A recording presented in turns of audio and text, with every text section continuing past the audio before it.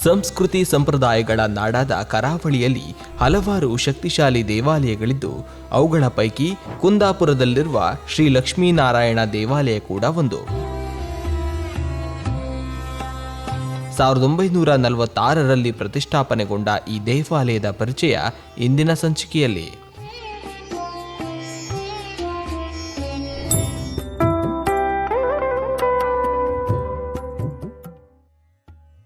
ದೈವಜ್ಞ ಸಮಾಜ ಬ್ರಾಹ್ಮಣರ ದೇವಾಲಯ ಇದಾಗಿದ್ದು, ಈ ದೇವಾಲಯದಲ್ಲಿ ಶ್ರೀ ಲಕ್ಷ್ಮೀನಾರಾಯಣ ದೇವರನ್ನು ಒಳಗೊಂಡಂತೆ ಹಲವು ಪರಿವಾರ ಶಕ್ತಿಗಳ ಸನ್ನಿಧಿ ಇದೆ.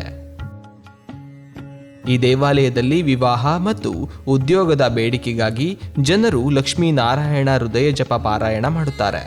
ಅಲ್ಲದೆ ಇಲ್ಲಿ ತುಪ್ಪದ ದೀಪ ಹಚ್ಚುವ ಮೂಲಕ ಕಷ್ಟಗಳನ್ನು ಈಡೇರಿಸಿಕೊಳ್ಳುತ್ತಾರೆ.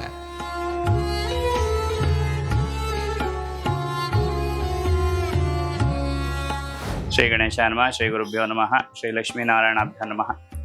ನನ್ನ ಹೆಸರು ಶ್ರೀಪಾದ ರಾಧಾಕೃಷ್ಣ ಭಟ್ ಅಂತೇಳಿ ದೈವಜ್ಞ ಬ್ರಾಹ್ಮಣ ಸಮಾಜದ ಈ ಲಕ್ಷ್ಮೀನಾರಾಯಣ ದೇವಸ್ಥಾನದಲ್ಲಿ ಅರ್ಚಕನಾಗಿ 9 ವರ್ಷದಿಂದ ಒಂದು ಸೇವೆಯನ್ನು, ಪ್ರಧಾನ ಅರ್ಚಕನಾಗಿ ಸೇವೆಯನ್ನು ಸಲ್ಲಿಸ್ತಾ ಇದ್ದೇನೆ.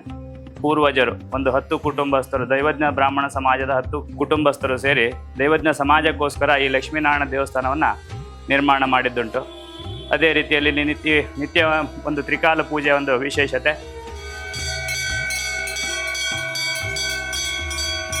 ಮತ್ತು ಪರಿವಾರ ದೇವತೆಗಳಾದಂತಹ ದುರ್ಗಾ ಪರಮೇಶ್ವರಿ, ಮಹಾಗಣಪತಿ, ನವಗ್ರಹ ದೇವರು, ಕಾಳಭೈರವೇಶ್ವರ, ಇದೆಲ್ಲ ಪರಿವಾರ ದೇವತೆಗಳು. ನಿತ್ಯ ಕೂಡ ಅಲ್ಲಿ ಕೂಡ ಒಂದು ಪೂಜೆ ಎಲ್ಲ ಆಗುತ್ತೆ.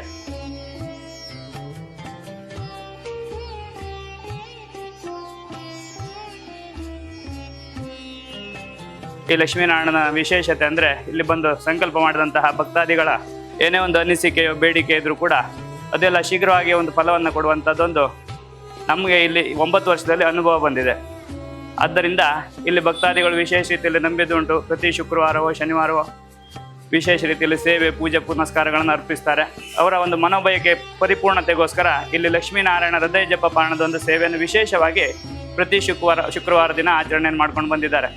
ಅವರ ಒಂದು ಮದುವೆ ಕಾರ್ಯಕ್ರಮ ಆಗದೇ ಇದ್ದಾಗ ಅಥವಾ ಕೆಲಸ ಕಾರ್ಯಗಳಲ್ಲಿ ಜಯಪ್ರಾಪ್ತಿಗೋಸ್ಕರನೋ ಅವರ ಯಾವುದೇ ಥರದ ಮನೋಭಿಲಾಷೆಗಳನ್ನು ಇಟ್ಕೊಂಡ್ಬಿಟ್ಟು ಲಕ್ಷ್ಮೀನಾರಾಯಣ ಹೃದಯ ಜಪ ಪಾರಣವನ್ನು ಇಲ್ಲಿ ಸಂಕಲ್ಪ ಮಾಡಿ ಅವರು ಆಚರಣೆ ಮಾಡ್ಕೊಂಡು ಬಂದಿದ್ದಾರೆ. ನವಗ್ರಹ ದೇವತೆಗಳಲ್ಲಿ ಈ 7.5 ಮತ್ತು ಪಂಚಮ ಶನಿ, ಅಷ್ಟಮ ಶನಿ ಸಂಬಂಧಿತ ಯಾವುದೇ ಥರದ ಬಾಧೆಗಳ ಪರಿಹಾರಕ್ಕೋಸ್ಕರ ನವಗ್ರಹಗಳಲ್ಲಿ ನವಧಾನ್ಯವನ್ನು ಇಟ್ಬಿಟ್ಟು ಒಂದು ಪೂಜೆಯನ್ನು ಮಾಡ್ತಾರೆ.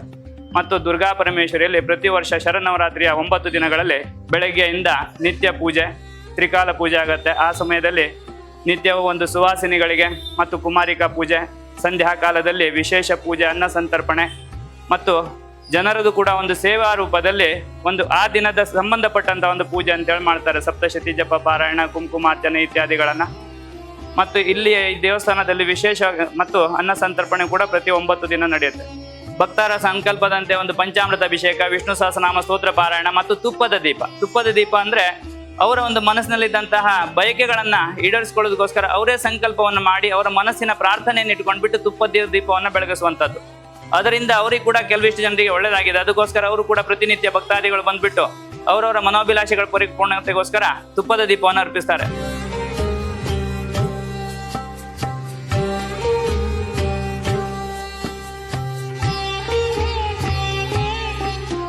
ತದನಂತರದಲ್ಲಿ ಲಕ್ಷ್ಮೀನಾರಾಯಣ ಸನ್ನಿಧಾನದಲ್ಲಿ ಜ್ಯೇಷ್ಠ ಶುದ್ಧ ದಶಮಿ ಎಂದು ವಾರ್ಷಿಕೋತ್ಸವದ ವರ್ಧಂತ್ಯುತ್ಸವ ಪ್ರತಿಷ್ಠಾಪನಾ ಸಂಬಂಧಿತ ಇದು 1946ನೇ ಇಸ್ವಿಯಲ್ಲಿ ಈ ದೇವಸ್ಥಾನವನ್ನು ಪ್ರತಿಷ್ಠಾಪನೆ ಮಾಡಿದ್ದು. ಆ ದಿನ ಜ್ಯೇಷ್ಠ ಶುದ್ಧ ದಶಮಿ ಆಗಿದ್ರಿಂದ ಅದೇ ದಿನ ಇಲ್ಲಿ ವಾರ್ಷಿಕೋತ್ಸವದ ಒಂದು ಆಚರಣೆಯನ್ನು ಮಾಡ್ಕೊಂಡು ಬಂದಿದ್ದಾರೆ.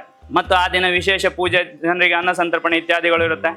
ಮತ್ತು ಅನಂತ ಚತುರ್ದಶಿಯಲ್ಲಿ ಸಾಮೂಹಿಕ ಅನ್ನ ಸಂತರ್ಪಣೆ ಎಲ್ಲರಿಗೂ ಕೂಡ ಅವಕಾಶ ಉಂಟು. ತದನಂತರ ವೈಕುಂಠ ಏಕಾದಶಿ, ಆಷಾಢ ಶುದ್ಧ ಏಕಾದಶಿ, ಕಾರ್ತಿಕ ಏಕಾದಶಿಗಳಲ್ಲಿ ವಿಶೇಷ ಪೂಜೆಗಳೆಲ್ಲ ನಡೆಯುತ್ತೆ. ಕಾರ್ತಿಕ ಮಾಸದಲ್ಲಿ 30 ದಿನ ನಿತ್ಯ ದೀಪಾಲಂಕಾರ ಸಹಿತ ಪೂಜೆ ಕೂಡ ನಡೆಯುತ್ತೆ. ಮಹಾಗಣಪತಿಗೆ ವಿಶೇಷವಾದ ಪೂಜೆ ಅಂತ ಹೇಳಿದ್ರೆ ಸಂಕಷ್ಟಹರ ಚತುರ್ಥಿ ಮತ್ತು ಭಾದ್ರಪದ ಶುದ್ಧ ಚತುರ್ಥಿ ದಿನ ಗಣಹೋಮ ಇತ್ಯಾದಿಗಳು ವರ್ಷಂಪ್ರತಿ ನಡೆಸ್ಕೊಂಡು ಬಂದಿದ್ದಾರೆ. ಈ ಲಕ್ಷ್ಮೀನಾರಾಯಣನ ಅನುಗ್ರಹದಿಂದ ಭಕ್ತಾದಿಗಳಿಗೆಲ್ಲ ಎಲ್ಲ ರೀತಿಯ ಅನುಕೂಲತೆ ಪ್ರಾಪ್ತಿಯಾಗಿದೆ. 10 ಕುಟುಂಬಸ್ಥರು ಪೂರ್ವ ದಿನಗಳಲ್ಲಿ ಮಾಡಿದಂತಹ ಒಂದು ಈ ಸಾನ್ನಿಧ್ಯದಿಂದ ನಮ್ಮ ಸಮಾಜಕ್ಕೆ ವಿಶೇಷವಾದಂತಹ ಸ್ಥಾನಮಾನ ಅಂತೂ ಕೂಡ ಹೇಳ್ಬೋದು. ಯಾಕಂದ್ರೆ ಬೇರೆ ರೀತಿಯಲ್ಲಿ ಯಾವುದೇ ಕೂಡ ನಮ್ಮ ಸಮಾಜಕ್ಕೆ ಸಂಬಂಧಪಟ್ಟಂತಹ ವಿಶೇಷ ದೇವಸ್ಥಾನಗಳು ಇಲ್ಲಿಲ್ಲ.